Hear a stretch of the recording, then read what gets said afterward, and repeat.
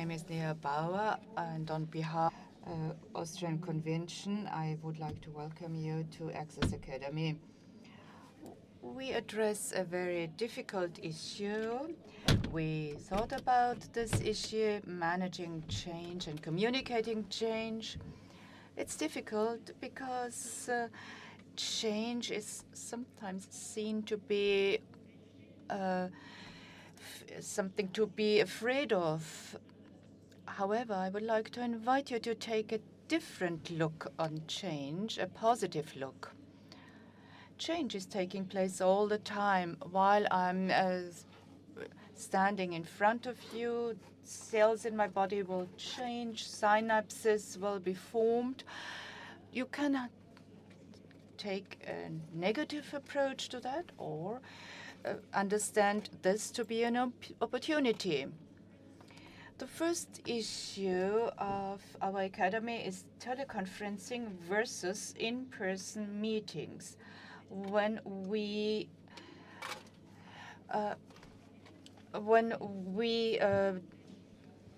drafted the program, I talked with the translators because I thought it would be real-life meetings, the proper word, whereas the translators told me that it's called in-person meetings.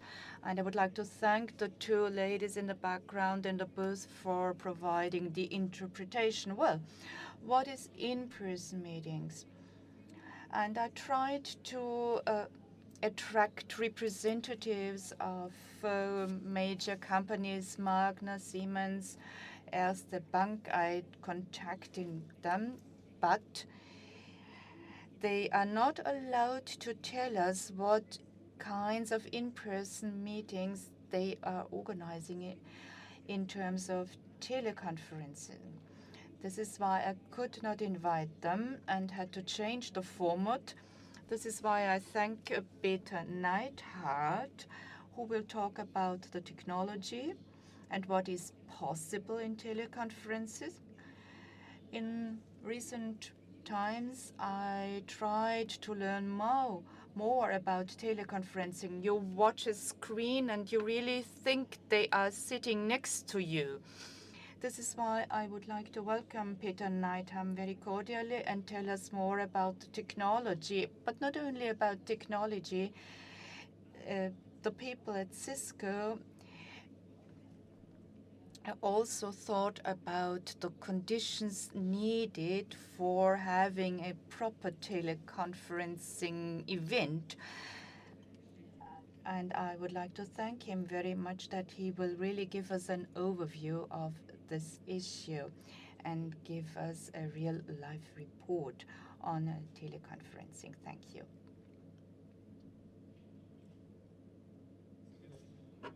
Welcome, ladies and gentlemen. My name is Peter Neidhardt. I love to travel. I like to travel. I'm a member of the staff of Cisco Teleconferencing and Solutions for Teleconferencing, and I want to provide a bridge between one-on-one meetings and teleconferencing and the advantages and disadvantages of both. Perhaps you know about Cisco, you might heard about Cisco in terms of internet technology. We are a leader of the pack in internet technology, data centers, etc. We are also known for telepresence and video conferencing. This is the issue I'm going to approach today. Telepresence video conferencing. Tannberg was the leader in this area, but we purchased that company and they are now part of our company. Well, video and teleconferencing is communication, but at a different level. Communication is more than just contents and participants.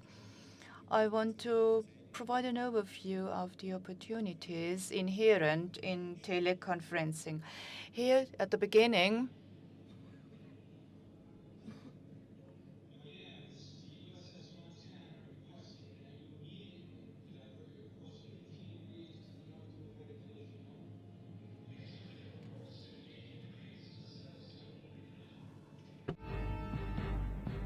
This is Captain Hancock. You will divert your course. Over. Negative, Captain. I'm not moving anything. Change your course. Over. So, this is the USS Montana, the second largest vessel in the North Atlantic Fleet. You will change course 15 degrees north, or I will be forced to take measures to ensure the safety of this ship. Over. This is a lighthouse, mate. It's your call. Hello? Vielleicht mag der eine oder andere. perhaps you know this video from YouTube. I work for an American company. This is why I chose this video. My question to you, what the percentage of contents, the contents you remember in a presentation, do you know what the percentage that is? 12%, one says. Well, let's meet in the middle. We are not wrong. It's 7%. 7% are the contents of a presentation, and the remainder is voice, body language, sound of the voice. Body language is 55%, 38% is the voice. So you see how little the content is versus all the other things. Teleconferencing is not a competitor to in-person meetings. You have to live up to face-to-face meetings. But why video and video conferences and not a one-on-one meeting? When I talk to ultimate customers, decision makers, sometimes I didn't get beyond this slide. You know, I showed them the video you've just seen, and this slide, you know, this volcano on Iceland that erupted. You know, on Friday when I'm on an airport, I prefer to be with my children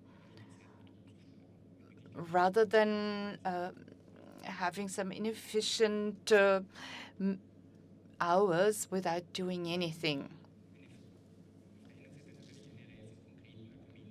Of course, there are a number of arguments in favor of teleconferencing or in favor of in-person meetings. But let me take a look back. How has communication changed over the past 20 years? 20 years back, we didn't have mobile phones. It was another kind. There was no email. There was another kind of time. Video conferencing are part of our time. We know about studies that the data volume in the internet will be provided by video, namely 60 to 90% will be provided by video in the internet. So teleconferencing or video conferencing is not a rational thing, but it's emotional. Humans should be in the center of the debate, and not they should be back home with their families rather than waiting for a plane at the airport somewhere in the world. Of course, it also is a question of efficiency, of enhancing efficiency, of money. etc. Of course, objectively measurable facts are the basis for decision making. These are the famous arguments you all might have heard. Travel costs are a factor. But on the other hand, there are green policy, CO2, but time to decide, and all these things we need to be ahead of your competitors, to make your products available, your knowledge available, to meet your customer, and at the end of the day, investments have to be, there must be a return on investment, yeah, and this return on investment really must be appropriate. Just visit our website to see what kinds of arguments are available in favor of teleconferencing. So where does teleconferencing make sense? You'll see this on our website.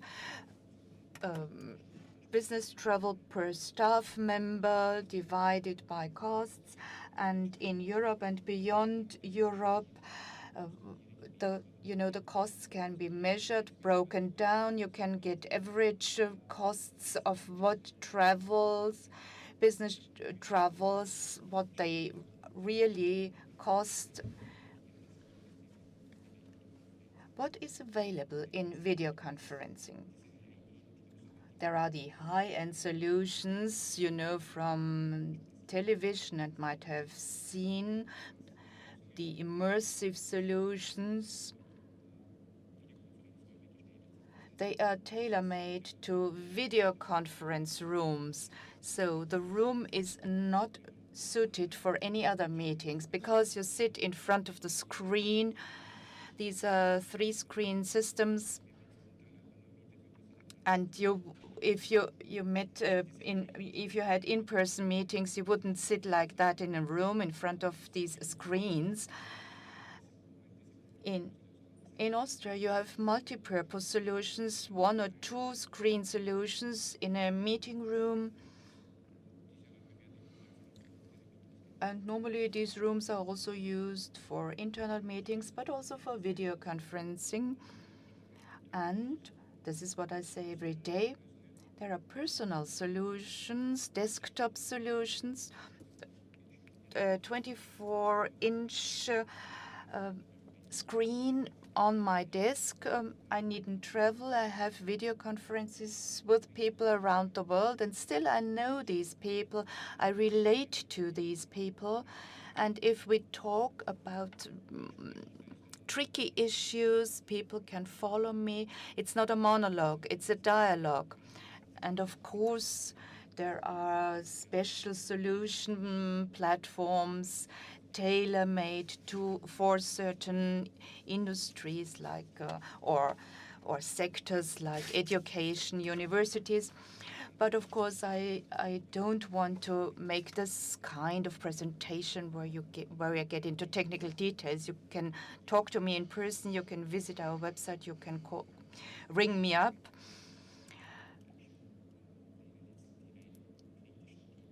Of course, I'm the wrong person just to tell you about the critical factors. However, there are some factors that are critical for success. We have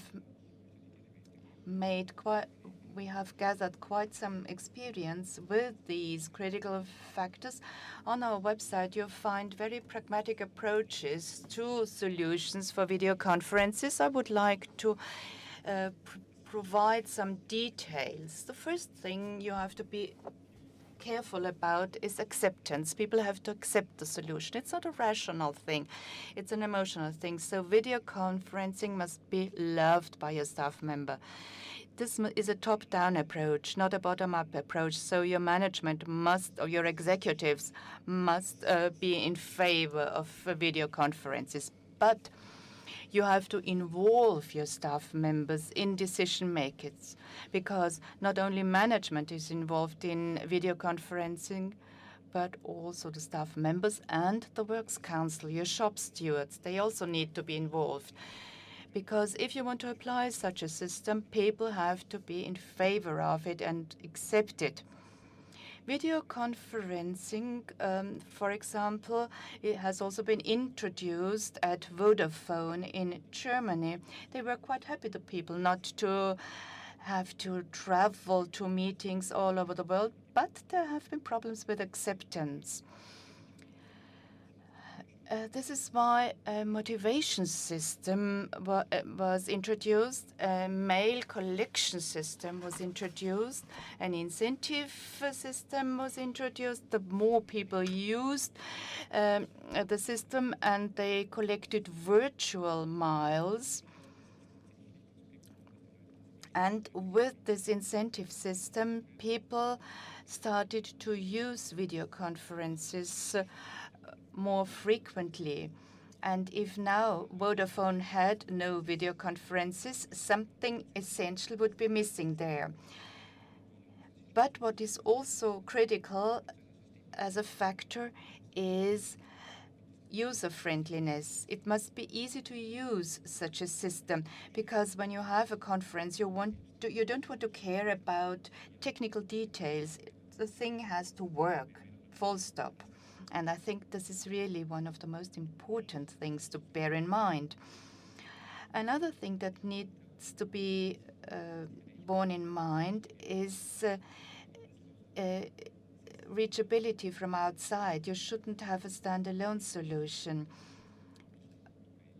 because when you have a standalone solution and an isolated solution, you must be reachable from outside, you must be accessible from outside. So if this works, your system will be successful, but if it doesn't, it won't. And also, corporate culture is a very important factor. This is why the answer is simple.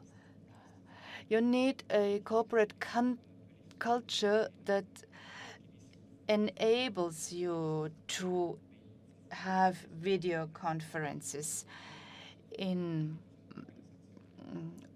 the public field, public authorities or so. People love to travel because it's a privilege, and people don't want to forego traveling.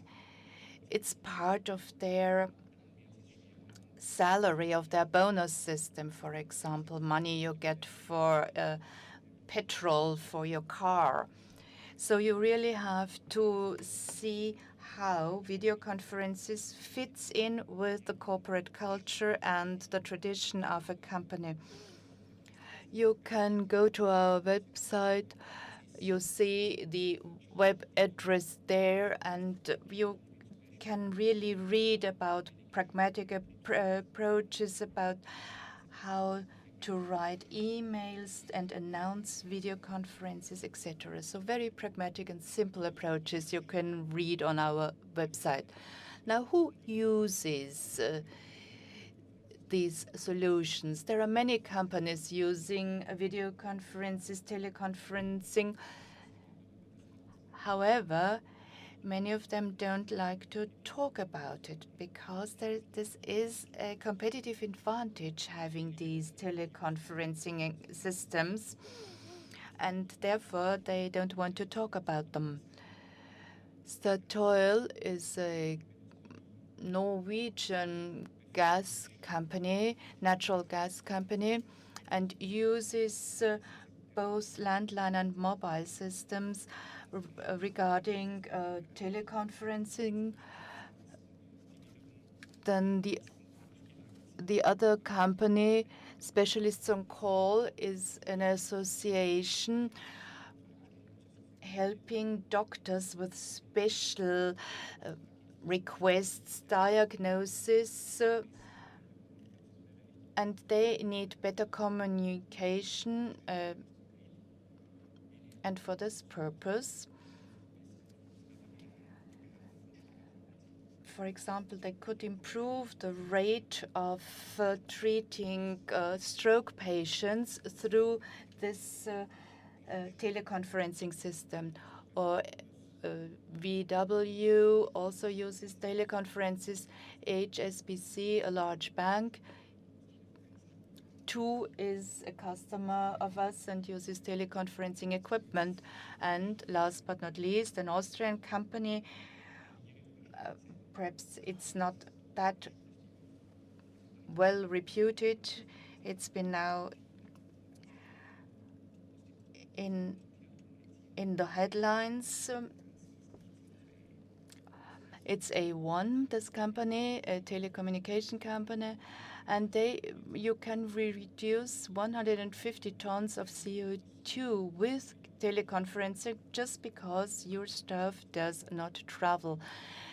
And so telepresence can reduce greenhouse gas emissions. Ciao. Ciao. Papà, dove vai oggi? In America. Antonio, dove vai? In America. Buongiorno. Buongiorno.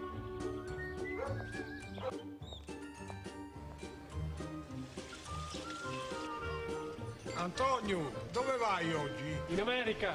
Ciao. In America. No. Good evening, New York. Hi, Antonio. So, how was the commute? Benissimo. Meeting face to face without traveling place to place. Let's start. I have to be in China in 20 minutes. That's the human network effect. Cisco, welcome to the human network. Ja, natürlich gibt es. Of course, there are limits to video communication. I talked about some advantages, but also I mentioned a number of disadvantages. I mean, face-to-face meetings cannot be substituted by teleconferencing. This is why I now give the floor to Mr. Pozdena, who will present the alternatives, and I thank you for your attention. Thank you, Mr. Neidhardt, and let me now give the floor to Mr. Pozdena. He will talk about teleconferences, where is it used, what are the advantages and what are the disadvantages, and what is the trend. Thank you. I try to be rather cautious when welcoming people at this time of the day. It's a bit late for good morning, but not yet late enough for bon appetit, I hope. Well, I'm not going here to in any way criticize Cisco. I love the system. I'm sure it's one of the leading systems worldwide. But I will try with a bit of humor to also highlight some of the challenges. Some of you may know my association, the Austrian Business Travel Association, ABTA. Out of the top 100 companies in Austria, 70 are a member in my association. And as Secretary General, I hope I'll be able to give you some insights, even though I'm not going to name the companies. And in my second position as self-employed travel manager and travel consultant to large corporations, I will also give us some insights from that perspective. What are the challenges in video conferencing? This cartoon shows that coffee is not served usually in a video conference, or not at the same place for everyone. When people approach me from companies and say and ask me, how much savings will that bring us? Well, what sort of savings do you want to have? Travel cost? What else would you like to bring down? Mr. Neidhardt very rightly said that a video or telephone conference will never be a full replacement of a face-to-face in-person meeting. If you are working in an export company today, then then it is essential to meet your customer face to face. You're not going to replace this by teleconferencing. You need to get close to people personally, and we see that from our surveys among our member corporations, because what they keep saying is yes, but, and that's the point. So let me ask you first off, who of you organizes teleconferences regularly? Do you use notebooks? Who uses notebooks to do that? Does anyone already have a central room for video conferences? Who of you has a Facebook account? Okay, clearly more. So I think we are on a threshold. We use Facebook, we use chat technology in the private sphere, but also in the business sphere. But the thresholds are really rather high to overcome when we're talking about customer contacts. The point of reduction of travel costs. The gentleman here is on a journey in an airplane to think about video conference savings. Thanks to companies like Cisco, people do find these solutions appealing, but they need first off information. Among our member companies, we have found in a survey that 72% of all members are interested in teleconferencing, but only 9% are really using video conferencing technology, and that's the gap we see here. Critical factors, bringing down travel costs and so on. From my experience of 15 years, I can tell you, yes, you will get your ROI very soon, after half a year, 9 months. With larger systems, it may take you 2 years. But until you break even on the investment, but it can always only be an add-on and not a replacement. The question is, of course, how do I use the system?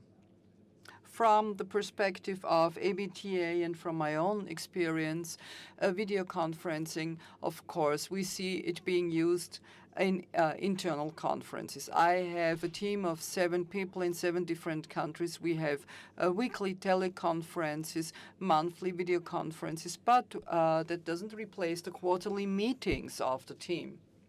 I think that's also essential to understand. It's an add-on activity that's useful, that's cost-efficient, but cannot replace face-to-face meetings. Then what this illustrates is this point of having your additional personal meetings in the corridor for after-session drinks. So the individual meeting factor is also very important. Employees are anxious about losing travel benefits. They love going abroad in some instances. They want to be back with the family Friday afternoon for sure, but the one or the other overnight stay somewhere else is quite pleasant too. So you have to really go into the nuts and bolts of this and to see what is a useful application of video conferences, where do we have real rewards at the employee level but also at the company level. And of course, it does make little sense to have a video conference plus a face-to-face meeting. One of the main factors why video conferences have not been universally successful so far is this. CEOs and managing directors and board members have one thing. They enter the meeting room and the system needs to work right away. There should be no technical glitches. We don't want to see one eye of the person on the screen and so on. If the system doesn't work right away, and I know the experience of a major Austrian corporation with many subsidiaries, and the CEO said to me, "Listen, Robert, when I come into the room, then I don't want to wait for the internet hookup. I don't want to have people rushing around pressing buttons. I want to enter the room and then I want to start right away." And that's something we really need to consider. Even though the technology is very advanced, some of the factors cannot be controlled even by a company as good as Cisco. The internet lines may be overburdened. So we need more improvement here, even though things have been going forward for a while. And I think in the next 5 to 10 years, we will see great things coming up. I think we've seen major technological advances in the last 3 years. I first saw the Cisco system 2.5 years ago. I was really impressed then. As you've also shown us, some smaller systems have been introduced meanwhile. And what I, as representative of the ABTA, would advise you to do is not to look just to the travel costs, but also to the well-being of your employees. What you need is you need employee support. They need to own this project. It's not enough to have a top-down process where the CEO says we need to save on travel costs. You really need your employees to be with you on this one. You need to communicate it. And if you can't do that, then it's a very interesting add-on investment for every company that does it. And as I said, you may be able to reduce your travel costs by 6 to 7 digit figures annually. On the other hand, we also see that most companies that use video conferences use it 4 times out of 5 for internal meetings. I would also like to give you an opportunity for questions and answers. So and also I couldn't come up with as great a video as Mr. Neidhardt could. But I'll be available for any questions you may have. Let me also briefly speak once more about my association, the ABTA. This is our address. Our members have travel costs, cumulative travel costs of no less than 6.4 million euros per year. So there is a huge potential for reductions there. And with that, I'd like to close and thank you for your attention. Thank you very much. May I now ask both gentlemen to please come up to the rostrum. They are now prepared to answer your questions.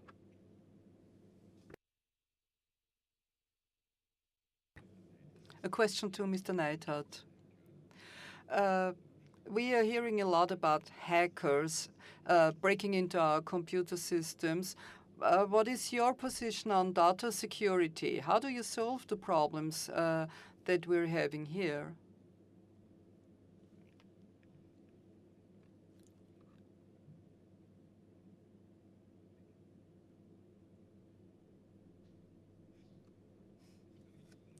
You're right. And that is an issue I actually also like to talk about. It gives me an opportunity to advertise Cisco systems, because this is really where we come from, data security and safety. We've been working in the internet area, creating safe systems, and as you rightly say, that's an essential point. And let me try and sum it up as follows. Very often, we have video conferences using internet link-ups. That also creates, of course, a lack of security, quality of the connection, and also the fear of hacking. But what the trend is at the moment is to use your own networks to eliminate these problems. But you're right, even if you use top technology, 100% security will probably not be possible. But you don't have that in face-to-face meetings either. Anyone may be eavesdropping on a personal conversation as well. But we are trying to do our best to make our technologies as secure as possible. Other questions from the audience? Then let me ask one. You said that here in Austria, 72% of your members are interested in the technology, but only 9% are actually using it. What about other countries? Other countries where interest is great, where do you see the trend, for example, for Germany? That's an important point. You know, in marketing, we tend to say that the proportion between Germany and Austria tends to be 1 to 10. But it's different in the video field. Here, I think Austria still needs to catch up. We still have a lot of potential here. But in customer communication, for example, we see that Austria is on the vanguard of the development. But I think the trend is going to revert. But there are certain markets, definitely, where there is greater affinity for these advanced technologies. But it's also a question of people's mindsets, really. Which markets are the leading ones? Yes, of course, the United States. That's the home market for my company. But Germany is also pioneer at the EU level, I'd say. As travel manager, let me add something. Interestingly, the Scandinavian countries are using video conferencing a lot more. And if you go to the south in Europe, you find more and more skepticism. In Spain, in Italy, video conferencing still is a bit of voodoo. I'm coming from a conference in Stockholm, and they have a 50% usage rate in this country, similar to the United States. But we do see a real difference between north and south, the north and south of Europe. In the conference industry, we are, of course, all anxious to know to which extent will video conferencing replace in-person meetings? Where do you see the potential here in Austria? How many companies are going to invest here?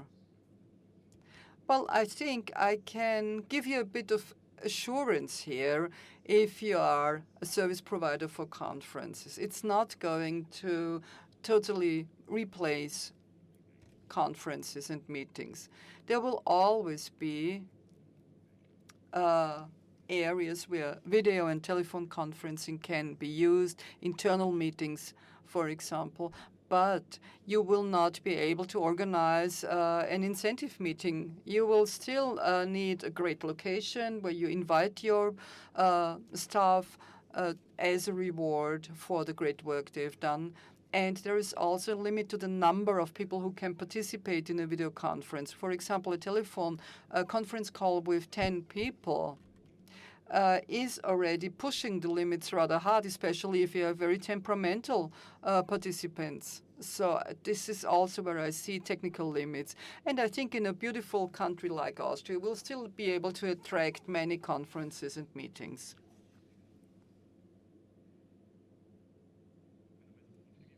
Rosenstingel from the Federal Ministry of Economics. I'd like to comment the following. In the future, the young generation will be used to online communication, text, audio, video, all three channels. They all use video cams, and the kids are simply doing it. And for example, people who play World of Warcraft, 25 people solving highly complex problems in real time and even having fun. When you look at that, then I think that the providers of commercial solutions should take a leaf out of that book. When you say that 7% of communication is only the factual content, and when you say it's important for companies to understand that their employees get more than just the 7% factual content, but the remaining 93% that are that make up a meeting, that make up a business trip, then this should also be made available by technological means. I think we need the courage to say there is some side talk at every meeting. Why don't I implement a system in which I make this possible? You know, these side remarks. This is what forms the background. What about coffee breaks? Can't you introduce a tool that will provide virtual coffee breaks where you have a different kind of communication? This is what makes up a meeting. This is what makes meetings productive. There must be room for fun. What we need is gamification. This is a new catchphrase that, of course, is an important task for corporate development, but the industry also has to provide such packages that would cover these needs. And my question now is, are you already working on it? Do you have any solutions already prepared for the human side of matters, so to speak? Well, you've addressed several questions, and I'm very grateful for that.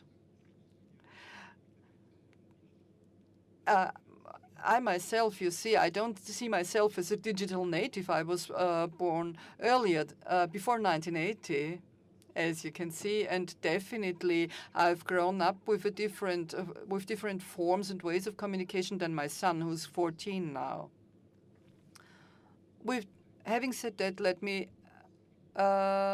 briefly make reference to Skype. And how does it compete with the systems that are much more expensive that we offer? And my answer is that's no competition, because Skype has helped to create the demand in our area. And then secondly, in the technological field, we see more and more new developments. It doesn't stop. And I think wherever collaboration is concerned, that's the new heading under which it comes. And these systems enable virtual collaboration, video, telephone, joint work on a presentation, communication via chat rooms. All these systems provide a technological foundation. And the third side I'd like to mention is meeting efficiency. If we are talking only about operational meetings, instead of going to another city for a purely operational meeting, I'll save a lot of time and be more efficient with a virtual technology. But when I need to talk to customers, when I need the personal discussion or even suppliers, then we need face-to-face meetings as well. I absolutely agree with what you've said. I also see it in the consultancy business. The younger the CEO or managing director of the corporation, the more he'll be interested in telephone and video conferencing. That's one thing. The other thing is that we do see an up and down. In 2009,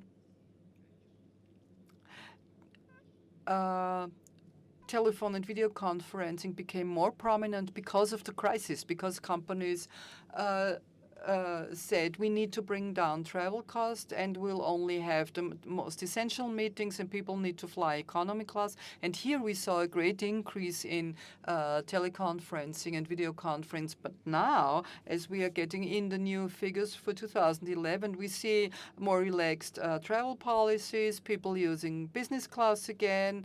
And we also find in our conversations with the companies that the interest for video conferences is going down. Of course, CO2, greenhouse gas emissions, is an important issue.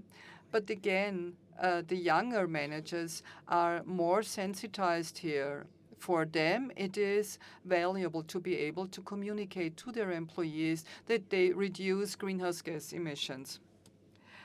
In my area, that is an association background, I think there are many meetings we could really save on where we really talk about operational meetings, about reporting, and not so much strategic discussions, for example. We're not using it to a great extent. We're still having people travel by airplane. Are there other people from associations using teleconferencing? But you're using Skype, aren't you? Yes. Microphone, please. There is an international association in the medical field that uses it, and Skype is also used. I think there's a huge potential that is still untapped here.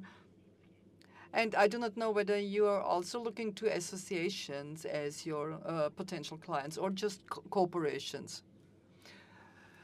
Well, associations are, of course, also potential clients as we see them. But what we believe in is it must make sense for the organization. We do not want to replace the human being, although we are experts in technologies, but we need to focus on the needs of the human being.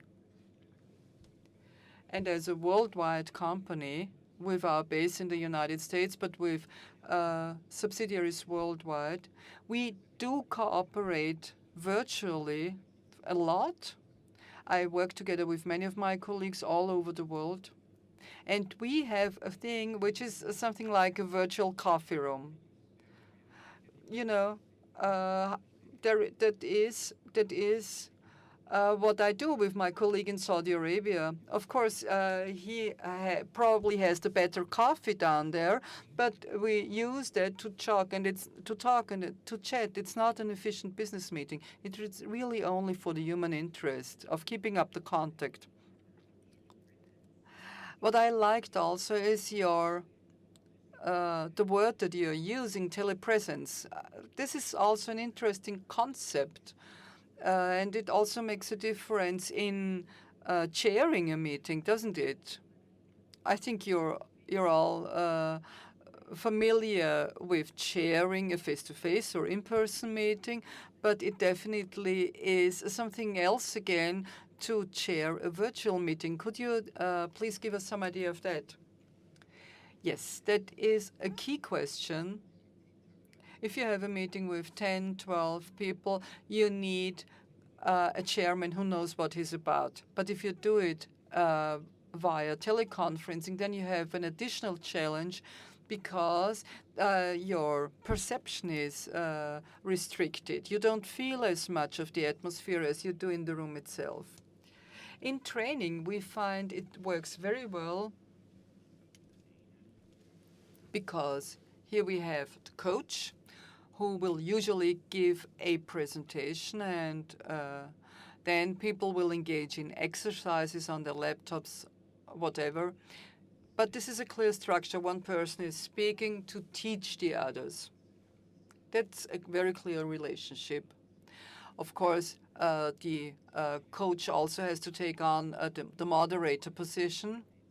But what is more difficult is update meetings, for example, where departments are discussing among themselves, where one person says, I need to make my message come across to the others. And here the chairperson has an important position to keep the discipline. It's easier in a live meeting where you can tell people to please listen up, but it's much more difficult in conference calls and in teleconferences also to try and make people stick to schedule. It is a great challenge. And we see that it is easier, for example, in a training or coaching situation than in internal meetings. Are there any other questions from the audience? Well, let me finish by saying it's about presence. Presence both ways, no matter whether we talk with each other by virtual means or in face-to-face situations. I thank you very much for your attention, and I thank the two speakers very cordially. Please don't leave the room right now, but evaluate the session. We have 3 questions for each of the speakers. You have small teleprompters in the pocket in front of you, in the seat in front of you, and we'll ask questions. So the speakers won't be beheaded or executed. So regarding Mr. Neithout, was the issue of interest very interesting, interesting or not interesting? Button 3 for very interesting, button 2, and button 1 for not interesting. Mr. Hofbauer? Yeah? Second question? You see the answer? Second question? Were you able to learn something for your daily practice? Again, the same procedure.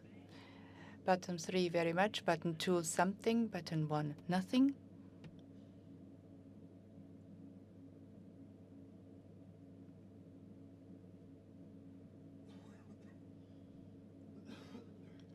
Thank you. Question number 3. Quality of the speaker. 3, excellent. 2, good. 1, not good.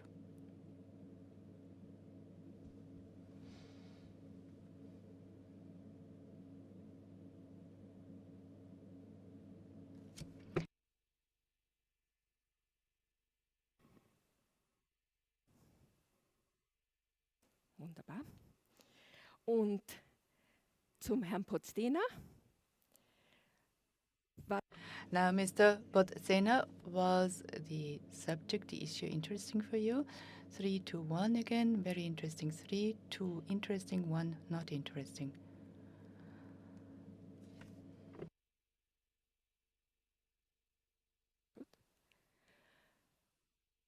Frage 2 zum Herrn. Second question. Were you able to learn something for your daily practice? 3, 2, 1 again, very much, something, nothing.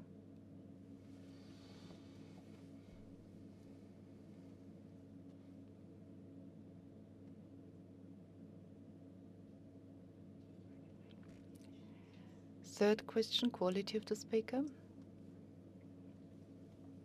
Again, 3, 2, 1. 3 is always the best mark. 1 is not good.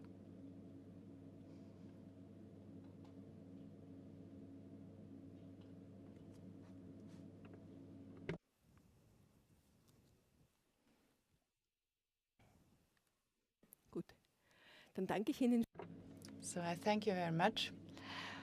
We always try to find new topics for Access Academy. If there is something you are interested in regarding Congress business, events, the speaker is not using the microphone, so he or she can't be interpreted. Danke, das ist sehr angenehm. Ich bin auch gleich leicht erschrocken. I was also shocked when I saw the results, because I thought the presentations were excellent, and they somehow the results of our questioning were not in keeping with what I thought. So please, if you have any topics that might be of interest to all of us, of course there will be another heading for our Access Academy next year. I hope we'll see each other again at the next session. It'll start at 2 p.m. The keynote speaker will be Monika Schweighofer, and she'll talk about the main topic, managing change, communicating change, and she'll talk about change requiring clarity and courage, communication and conflict etiquette in times of transformation. So I invite you to come to that presentation at 2 p.m. Thank you very much.